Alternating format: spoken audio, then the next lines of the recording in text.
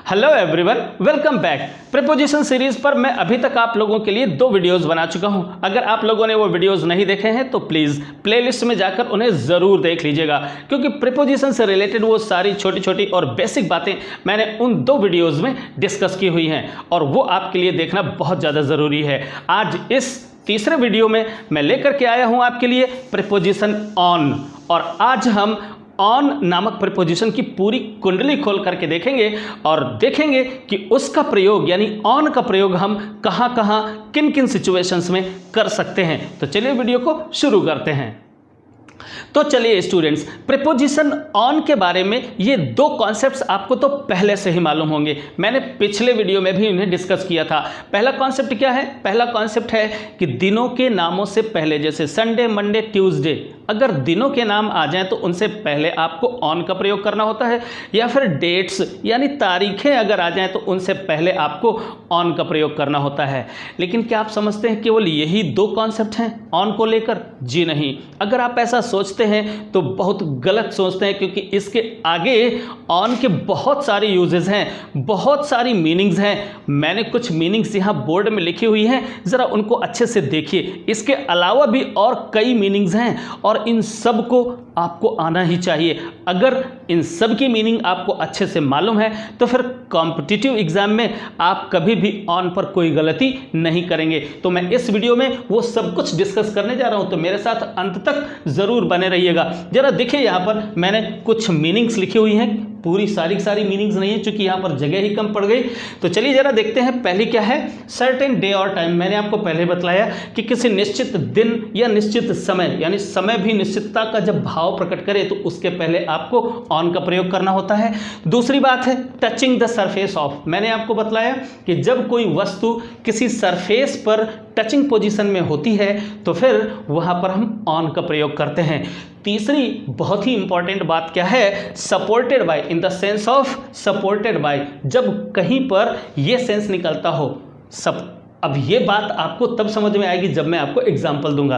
तो supported by ये meaning है। देखिए ऑन की मीनिंग्स है, मैंने ये सारी की सारी लिखी हुई हैं। तो कभी इस मीनिंग में, कभी अटैच्ड टू की मीनिंग में आप ऑन का प्रयोग करते हैं, कभी अबाउट की मीनिंग में, यानी अर्थ अबाउट मीन्स के बारे में, या कंसर्निंग के संबंध में, जब ऐसा कुछ मीनिंग होता है सेंटेंस में, वहां पर भी हम ऑन का प्रयोग करते हैं इस मीनिंग को डिनोट करने के लिए। इसी प्रकार से ये बहुत सारी बातें हैं, बहुत सारी मीनिंग्स हैं जो ऑन डिनोट करता है। अब एक एक करके मैं इन सब को डिस्कस करने जा रहा हूं। तो चलिए सबसे पहले शुरुआत करते हैं सबसे बेसिक बात, यानी टाइम के रिलेशन में हम ऑन का प्रयोग कहां कहां पर करते हैं, कब कब करते हैं। तो चलिए देखते हैं पहली सिचुएशन। तो देखिए स्टूडेंट्स, पहली सिचुएशन क्या है? पहली सिचुएशन टाइम के रिलेशन में है। तो ऑन का प्रयोग अब हम यहां पर सबसे पहले करने जा रहे हैं टाइम के रिलेशन में, यानी कॉन्टेक्स्ट कुछ ऐसा होगा जहां पर आपको समय प्रदर्शित करने वाले शब्दों से पहले ऑन का प्रयोग करना होगा। तो कब करेंगे? बहुत ही सिंपल है और अभी तक संभवतः आप जानते भी होंगे कि किन्हीं भी दिनों के नामों से पहले, जैसे मंडे, ट्यूसडे, या किसी त्यौहार का अगर नाम आ जाए जैसे क्रिसमस और साथ में डे भी लगा होना चाहिए, जैसे इंडिपेंडेंस डे, आप यहाँ पर ऑन का प्रयोग करते हैं। या कोई डेट आ जाए, देखिए 6 मार्च, और चलिए यहाँ पर हम 2002 भी कर देते हैं अगर, तो भी ये डेट ही है। तो डेट्स के पहले आप ऑन का प्रयोग करते हैं। या इस तरीके की टाइम को, निश्चितता का भाव प्रकट करने वाले टाइम से पहले भी हम ऑन का प्रयोग करते हैं। कैसे? ऑन मंडे इवनिंग, आप इस तरह से भी यूज करते हैं। या on the same night, night वैसे अकेला अगर नाइट आता है तो कभी हम एट का प्रयोग करते हैं और कभी इन द नाइट का भी प्रयोग करते हैं। लेकिन जब निश्चितता किसी दिन विशेष की बात आ जाए और निश्चित समय के बारे में बात करते हैं तो वहां पर ऑन का प्रयोग भी करते हैं। अब अगर आपको नाइट के बारे में सारी डिटेल जानकारी लेनी है तो पिछला वीडियो जरूर देख लीजिएगा। अच्छा, अब देखिए कुछ इस तरीके के अगर फ्रेजेस आ जाएं, देखिए कैसे? ऑन द इवनिंग ऑफ 1 जून, यानी ये भी एक विशेष दिन की बात है और उस इवनिंग के बारे में बात हो रही है। तो एक निश्चितता का भाव प्रकट करने के लिए अगर ऐसे फ्रेज हो वहां पर ऑन का प्रयोग किया जाता है। या ऑन हिज बर्थडे, ये भी एक विशेष दिन ही होता है। 24 आवर्स की ये भी एक अवधि होती है और उस यूनिट को कोई अपना बर्थडे कह करके पुकारता है तो उससे पहले आप ऑन का प्रयोग करते हैं। कुछ एग्जाम्पल्स यहाँ पर हैं, बहुत ही सिंपल सी बात है, जरा देख लीजिए जल्दी से। आई शैल सी यू ऑन संडे। देखिए जरा, ये संडे एक नाउन है, ओके, और नाउन के पहले क्या रखा हुआ है, ऑन। अब इस संडे का रिलेशन ये ऑन किससे यहां पर प्रकट कर रहा है, सी, यानी मैं देखूंगा, यानी मिलूंगा तो किससे मिलूंगा, तुमसे मिलूंगा, और कब मिलूंगा, संडे को। तो यहां पर मिलना हो रहा है संडे को, और ये जो संडे है इस वर्ब से रिलेटेड है, यानी यहाँ पर इस संडे का रिलेशन सी नामक क्रिया के साथ में ये ऑन नामक शब्द कर रहा है। तो ये टाइम शो करने वाला शब्द है, उससे पहले आपने ऑन का प्रयोग किया। तो बहुत ही सिंपल सी बात है कि अगर दिनों के नाम आ जाए तो उससे पहले आपको ऑन का प्रयोग करना होता है। चलिए अगला सेंटेंस देखते हैं, I shall call you on a sunny. आप जरा यहाँ पर देखिए, on a sunny day in December. दिसंबर क्या है, 30 डेज की एक ड्यूरेशन होती है, और अगर ड्यूरेशन को शो करने वाले शब्द होते हैं उनसे पहले आप इनका प्रयोग करते हैं। खैर, इनका प्रयोग हम अगले वीडियो में पढ़ेंगे डिटेल में। लेकिन यहाँ पर क्या है, दिसंबर में एक सनी डे पर, यानी एक ऐसा दिन जब धूप खिली हो, तो धूप खिली हुई दिन पर, यानी ये एक विशेष दिन को बता रहे हैं, तो फिर ऐसी स्थिति में आपको ऑन का प्रयोग करना होता है। तो आपको इस तरीके के फ्रेजेस ज़रूर मेमोराइज कर लेने चाहिए। अगली बात देखते हैं, ही केम हियर, वो यहाँ पर आया, कब आया भाई, on the morning of the 30th जून। अगर इस तरीके के फ्रेजेस हों, मॉर्निंग के साथ में डेट भी जुड़ी हो, तो ये एक वास्तव में किसी एक दिन विशेष की बात होने लगती है, और वहाँ पर फिर आप आकर के ऑन का प्रयोग करते हैं, राइट। लेकिन इसी के साथ साथ आपको एक बात और बहुत अच्छी तरीके से याद रखनी है, वो क्या, अगर ये जो नेक्स्ट नामक शब्द रखा हुआ है, या फिर लास्ट रखा हो, एवरी रखा हो, दिस रखा हो, दैट रखा हो, अगर यही शब्द यहाँ रखा हो, नेक्स्ट संडे अगर लिखा हो, तो फिर आप ऑन का प्रयोग नहीं करेंगे। अर्थात किसी भी समय सूचक शब्द से पहले अगर ये शब्द लगे हुए हैं तो फिर उसके पहले कोई प्रेपोजिशन नहीं आता है। इसी प्रकार से अगर कहीं येस्टरडे रखा हो, टुडे रखा हो, या टुमारो रखा हो, तो इनसे पहले भी आप किसी भी प्रेपोजिशन का, इन, ऑन या एट, किसी भी प्रेपोजिशन का प्रयोग नहीं करते हैं। अब चलिए देखते हैं दूसरी सिचुएशन, और दूसरी सिचुएशन रिलेटेड है स्पेस से, यानी प्लेस से। तो अब देखते हैं किसी वस्तु की पोजीशन प्लेस के साथ कैसी हो, वहाँ पर हम ऑन का प्रयोग किस सिचुएशन में करते हैं, अगली स्लाइड में देखते हैं।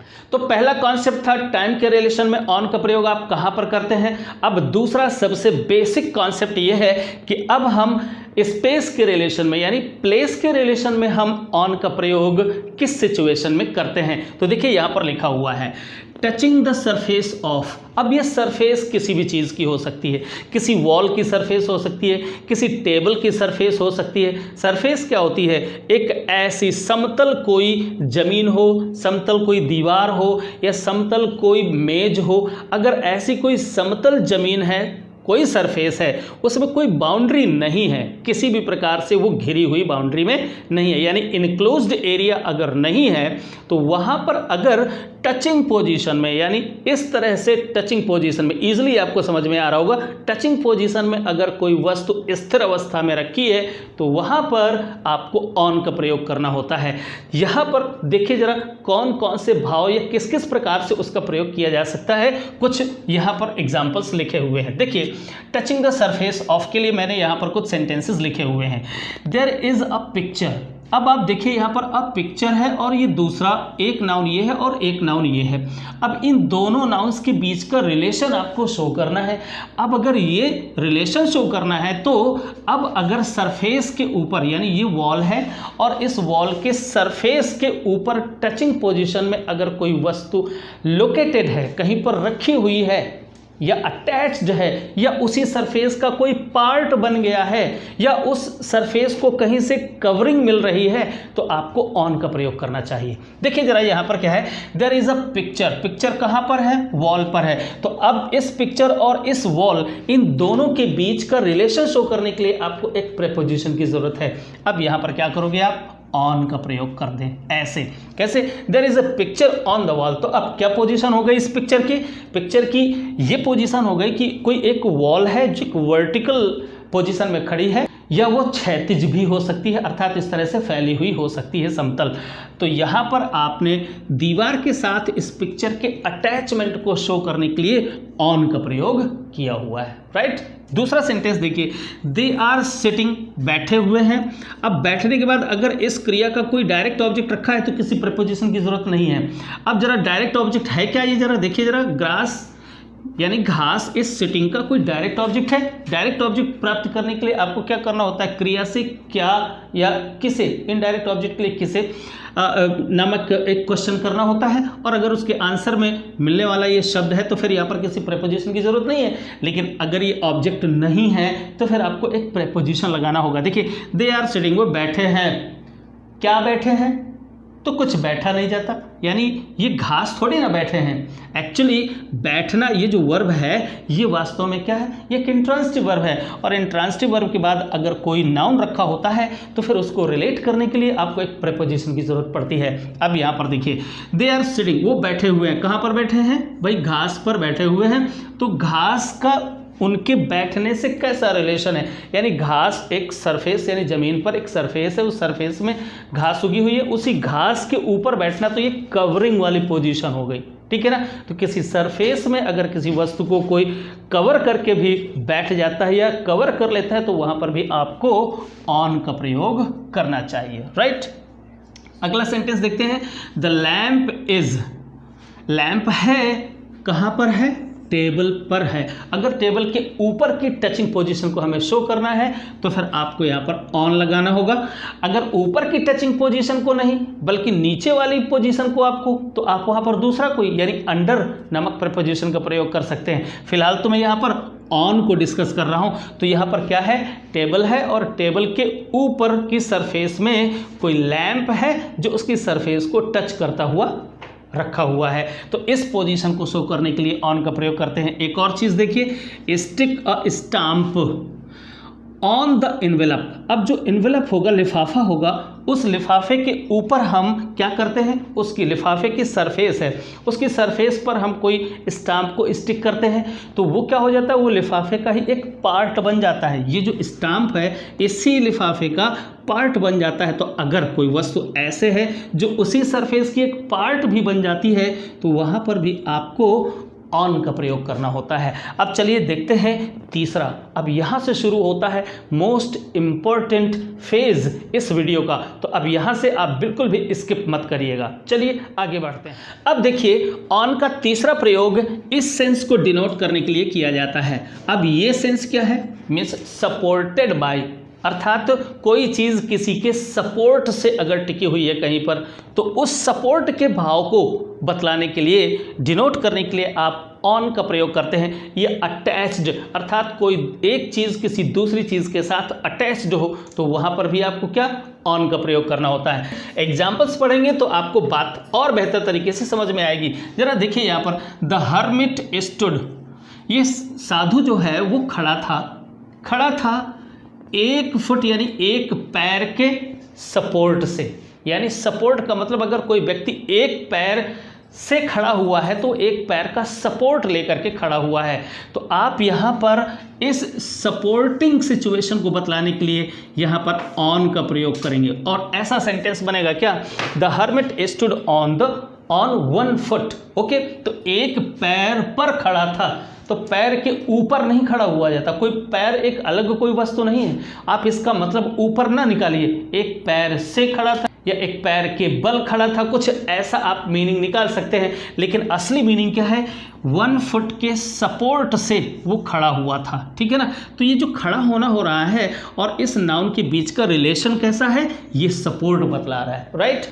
अच्छा, अगला sentence, she has a ring her finger. अब जरा देखिए, इस रिंग और उस फिंगर के बीच में क्या रिलेशन है, किस तरीके का रिलेशन है, आपको ये देखना है। भाई 2 नाउन्स हैं और 2 नाउन्स को एक दूसरे से रिलेट करने के लिए आपको एक प्रीपोजिशन की जरूरत पड़ेगी। तो अब जरा देखिए, रिंग और फिंगर के बीच में कैसा रिलेशन हो सकता है। कोई रिंग है और फिंगर में अगर आप डालेंगे तो वो क्या होगी, देखिए जरा, अटैच होगी। यानी वो जो रिंग है वो हमारे फिंगर को अपने अंदर से लेते हुए वो अटैच्ड पोजिशन में होगी। यानी सपोर्ट या अटैच्ड टू का भाव होता है, यानी finger is is attach to the finger, right. तो अगर फिंगर के ऊपर कोई कोई रिंग है तो वहां पर अटैचमेंट का भाव होता है, इसलिए यहां पर आपको ऑन का प्रयोग करना चाहिए। ओके, तो ये जो है उसकी जो रिंग है उसकी फिंगर के साथ इस सेंस में यानी अटैच्ड के सेंस में यहां पर यूज की गई है, इसलिए यहां पर ऑन का प्रयोग किया जाएगा। अगला देखते हैं, ही सा अ ट्राई कलर, उसने एक तिरंगा देखा। अच्छा, अब ये एक नाउन है और एक ये नाउन है पोल, तो झंडा और ये पोल माने एक लट्ठा, तो लट्ठे के सपोर्ट में है या एक लट्ठे से अटैच्ड, तो यहाँ पर भी सपोर्ट या अटैच दोनों का ही भाव यहाँ पर निकल करके आता है, इसलिए आपको यहाँ पर ऑन का प्रयोग करना चाहिए। ही सैट और अ चेयर, अब जरा यहाँ पर देखिए, ये जो सैट है ये एक इंट्रांसिटिव वर्ब है, इंट्रांसिटिव वर्ब है तो यहाँ पर ये चेयर इसका ऑब्जेक्ट हो नहीं सकता। अब अगर ऑब्जेक्ट नहीं है तो फिर यहाँ पर एक प्रीपोजिशन की जरूरत पड़ेगी। भाई आप कैसे पता करेंगे कि यहाँ पर ऑब्जेक्ट है, मैंने आपको पहले भी बतलाया, इसी से आप पूछिए क्या वह बैठा था, क्या बैठा था, तो कुछ बैठा जाता है, नहीं जी, यहाँ पर ये चेयर है इसका ऑब्जेक्ट नहीं है तो आपको यहाँ पर एक प्रीपोजिशन की जरूरत पड़ेगी। अब वो बैठा तो आप यहाँ पर ऑन का प्रयोग कर सकते हैं। वैसे चेयर के लिए आप अच्छे से याद रखिए कि चेयर के लिए हम इनका भी प्रयोग करते हैं। अगर इनका प्रयोग कर देंगे तो इसका सीधा सा मतलब हो जाएगा कि एक वो कुर्सी ऐसी है जिस पे हैंडल्स लगे हुए हैं, हत्थे हैं, आर्म चेयर के रूप में है, और जब आदमी उसके अंदर बैठता है तो बैठने पर उसका जो हिस्सा होता है वो चेयर के इन हो जाता है, इसलिए वहाँ पर आपको इन का प्रयोग करना चाहिए। बट अगर वो चेयर विदाउट हैंडल है, दो प्रकार की कुर्सियाँ होती है, विदाउट हैंडल है तो फिर आप वहाँ पर ऑन का प्रयोग करेंगे। अब चलिए देखते हैं अगली मीनिंग क्या है, अबाउट। अब देखिए ऑन का प्रयोग इस सेंस को डिनोट करने के लिए भी किया जाता है। जरा देखिए यहाँ पर सेंस क्या है, अबाउट। अबाउट का मतलब के बारे में, हालांकि ऑन और अबाउट की मीनिंग में थोड़ा सा स्लाइड सा डिफरेंस होता है, मैं भी आपको डिस्कस कर रहा हूँ। अबाउट का मतलब के बारे में, या कंसर्निंग का मतलब भी किसी के संबंध में, लेकिन ये अप्रॉक्सीमेशन को, यानी जो अबाउट है ये अप्रॉक्सीमेशन को शो करता है, लेकिन ऑन अप्रॉक्सीमेशन को नहीं, सटीक उसी एग्जैक्ट उसी चीज़ को इंडिकेट करता है। जरा देखिए यहाँ पर इस सेंटेंस को पढ़िए तो आपको बात समझ में आएगी। यहाँ पर देखिए लिखा है आई हैव रिटन, मैंने लिखी है एक पुस्तक, मैंने एक पुस्तक लिखी है। ऑन ट्रांसलेशन अगर कहते हैं तो इसका मतलब ये हुआ कि ट्रांसलेशन पर ही मैंने एक पुस्तक लिखी है, यानी न इधर न उधर, न इफ एंड बट, कुछ नहीं, केवल और केवल सीधे ट्रांसलेशन से रिलेटेड बातें ही मैंने उस पुस्तक में लिखी हुई हैं। लेकिन अगर हम यहाँ पर अबाउट का प्रयोग कर देंगे, अबाउट, राइट, तो अबाउट का मतलब होता है, देखिए सेंटेंस ऐसा बनेगा, I have written a book about translation, तो अबाउट का मतलब अप्रॉक्सीमेशन होता है, यानी हाँ मिलता जुलता, यानी ट्रांसलेशन पर है लेकिन ट्रांसलेशन के साथ साथ कुछ और भी चीज़ें हो सकती हैं वहाँ पर। ट्रांसलेशन के साथ हम उसमें एक्टिव पैसिव भी शामिल कर सकते हैं, नरेशन के बारे में भी कुछ बातें। तो अबाउट का मतलब बिल्कुल सटीक और एग्जैक्ट वही चीज़ नहीं होता है, अप्रॉक्सीमेशन होता है उसका मतलब। लेकिन ऑन का प्रयोग जब हम करते हैं तो हम सटीक उसी चीज के बारे में बात कर रहे हैं, यानी ट्रांसलेशन से रिलेटेड ही बातें उस बुक में लिखी हुई हैं, तो इस सेंस को प्रकट करने के लिए हम ऑन का प्रयोग करते हैं। जैसे यहां पर लिखा हुआ है, I have composed poem on patriotism, यानी देशभक्ति पर मैंने एक पोयम लिखी है।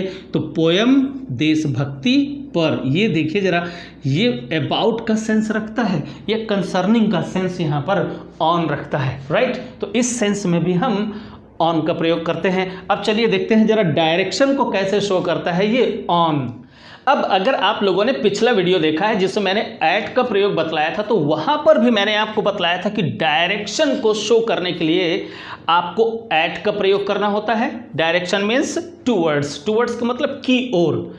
अब यहाँ पर मैं फिर से बतलाने जा रहा हूँ कि डायरेक्शन को ही शो करने के लिए आप ऑन का भी प्रयोग करते हैं, लेकिन इन दोनों में यानी एट और ऑन का प्रयोग करने में एक स्लाइट सा डिफरेंस है, उस डिफरेंस को आपको नोटिस करना है। जरा पहले यहाँ पर देख लेते हैं कि डायरेक्शन को शो करने के लिए हम ऑन का प्रयोग कब करते हैं और कैसे करते हैं। देखिए यहाँ पर क्या लिखा हुआ है, the thief pulled a dagger on him. आपने ये सेंटेंस लिखा है, इसका क्या मतलब है, एक चोर ने डैगर, डैगर मीन्स खंजर को, और किसी व्यक्ति पर खंजर से प्रहार किया, कुछ ऐसा है इसका मीनिंग।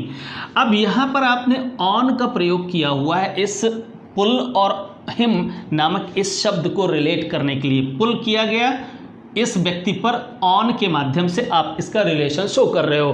क्या आप यहाँ पर एट का प्रयोग भी कर सकते हो? क्योंकि मैंने आपको पिछले वीडियो में बतलाया था कि डायरेक्शन को शो करने के लिए आप एट का प्रयोग भी कर सकते हैं, अर्थात किसी क्रिया को डायरेक्ट करने के लिए, डायरेक्ट का मतलब दिशा दिखाने के लिए आप एट का प्रयोग भी कर सकते हो। लेकिन अगर आप लोगों ने पिछला वीडियो देखा है तो आपको याद होगा, मैंने आपको वहाँ पर बतलाया था कि यहाँ एट का प्रयोग आप तब कर सकते हैं अगर यहाँ पर जो वर्ब है वो वर्ब कैसी है, अच्छे से ध्यान करिए। मैंने आपको बतलाया था कि अगर वो वर्ब ऑफ परसेप्शन है या वर्ब ऑफ कम्युनिकेशन है, अगर ऐसी कोई वर्ब होती है तो आप यहाँ पर एट का प्रयोग करेंगे। लेकिन ये जो पुल्ड है ये एक एक्शन वर्ब है, यानी यहाँ पर एक्ट किया जाएगा। अगर किसी पर खंजर को मारा जाएगा या उस पर प्रहार किया जाएगा तो ये कम्युनिकेशन नहीं शो कर रही है, ओके, ये कोई परसेप्शन नहीं है। तो अगर परसेप्शन को शो करने वाली, जैसे लुक एट द बोर्ड, आप यहाँ पर लुक एट, मैं आपको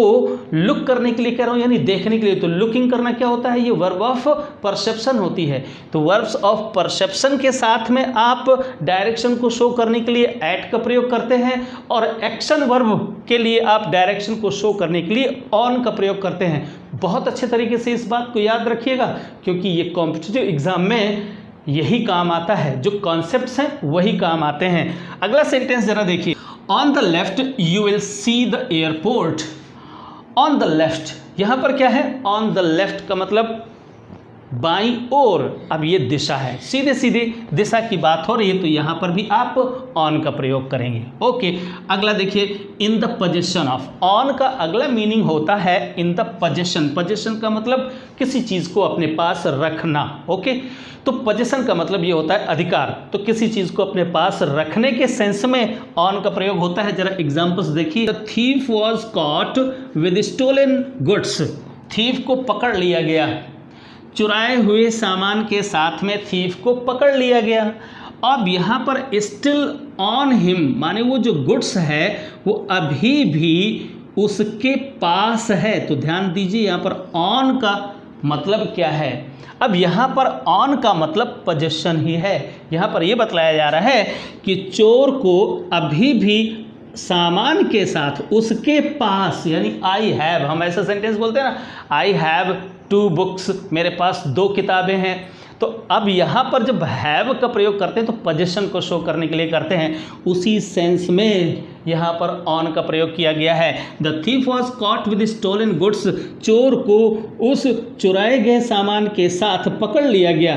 कौन सा सामान, जो अभी भी उसके पास था। तो पास के सेंस में यहाँ पर आपने ऑन का प्रयोग किया है, तो in the sense of position आप यहाँ पर इसका यूज कर रहे हैं। अगला sentence, have you got any money on you. क्या तुम्हारे पास कुछ धन है। यहाँ पर हैव यू गॉट ये सेंटेंस है, ये हेल्पिंग वर्ब हुई, ये मेन वर्ब हुई। एनी मनी कोई धन, यानी क्या तुम्हारे पास कुछ धन है। ऑन यू का मतलब तुम्हारे पास। तो यहाँ पर ये जो ऑन का प्रयोग किया गया है ये पोजीशन को शो करने के लिए किया गया है। अब चलिए जरा जल्दी से देखते हैं ओकेजन ऑफ के सेंस में हम ऑन का प्रयोग कैसे करते हैं। सॉरी स्टूडेंट्स, प्लान तो मैंने कुछ ऐसा ही किया था कि ऑन के सारे यूजेस मैं आपको इसी एक वीडियो में बतला दूंगा, बट मेरे घर पर कुछ गेस्ट लोग आ गए हैं, इसलिए मैं अब इस वीडियो को आगे कैरी ऑन नहीं कर सकता हूं। अब इसके जो शेष बचे हुए जितने भी यूजेस हैं, कम से कम अभी 10 to 12 यूजेस और हैं जिनको जानना आपके लिए बहुत ज़्यादा ज़रूरी है। तो बहुत जल्द मिलते हैं अगले वीडियो में, तब तक के लिए बाय बाय।